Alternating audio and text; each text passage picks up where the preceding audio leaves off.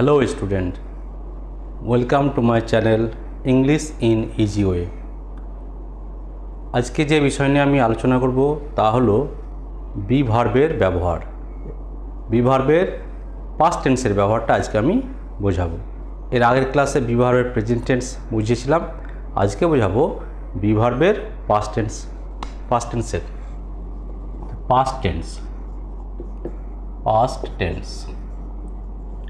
B ভার্বের past tense. তো past tense মানে আমরা জানি অতীতকাল, অর্থাৎ অতীতে যেটা আমরা ঘটেছিল এরকম বোঝাবে। আমি ছিলাম, তুমি ছিলে, সে ছিলে, এই ধরনের কথাগুলো যখন আমরা বলবো তখন ইংলিশে বলতে হবে। যে বাক্যটা আমরা গঠন করব সেটা হচ্ছে পাস্ট টেন্সে বি ভার্বে।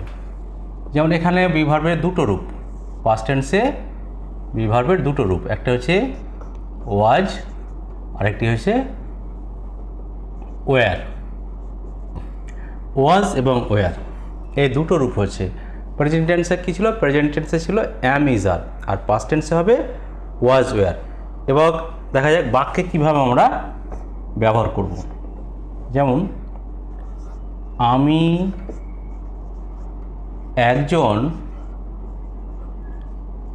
একজন শিক্ষক ছিলাম। তাহলে কথাটা কি আসছে? ছিলাম মানে বর্তমানে, তাহলে নেই, এই ধরনের বোঝাতে আছে, অর্থাৎ অতীতে বোঝাচ্ছে। আমি একজন শিক্ষক ছিলাম, এটাকে ইংলিশে আমি ট্রান্সলেশন করি, তাহলে হবে I was a teacher. I was a teacher, আমি একজন শিক্ষক ছিলাম। আরেকটু উদাহরণ দিই, তুমি একজন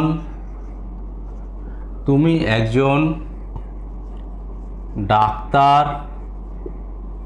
ছিলে। তুমি একজন ডাক্তার ছিলে, এটাকে ইংলিশে করি, এটা হবে ইউ ওয়্যার আ ডক্টর। তুমি একজন ডাক্তার ছিলে। 3 নম্বর উদাহরণ, সে একজন সেবিকা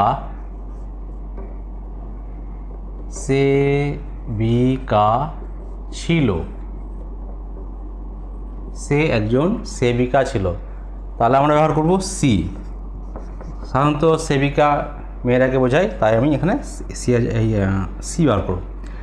সি ওয়াজ আ নার্স। সে একজন সেবিকা ছিল। আরেকটু উদাহরণ দিই,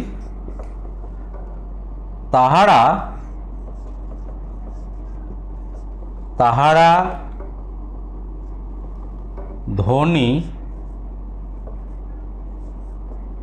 ধনী ছিল। তাহারা ধনী ছিল, এটা ইংলিশ হবে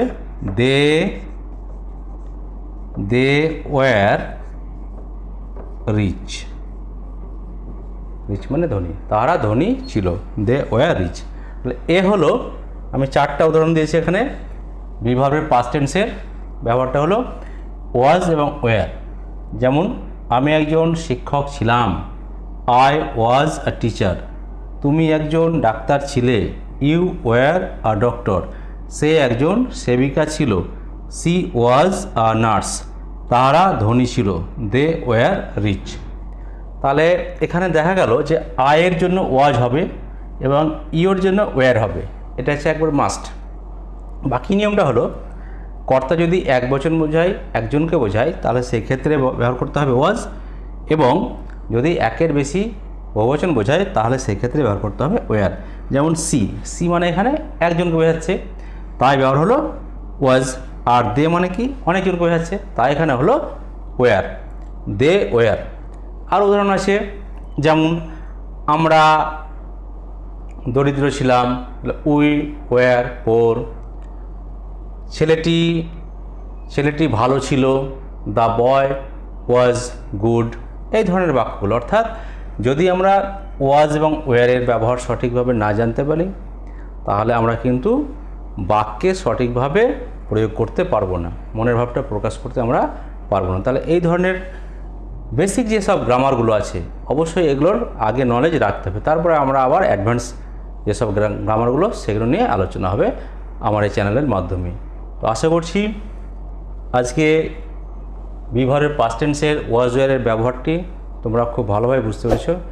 যদি আমার এই চ্যানেলের মাধ্যমে উপকৃত হয়ে থাকো তাহলে অবশ্যই আমার চ্যানেলটিকে লাইক করবে, শেয়ার করবে ও সাবস্ক্রাইব করবে।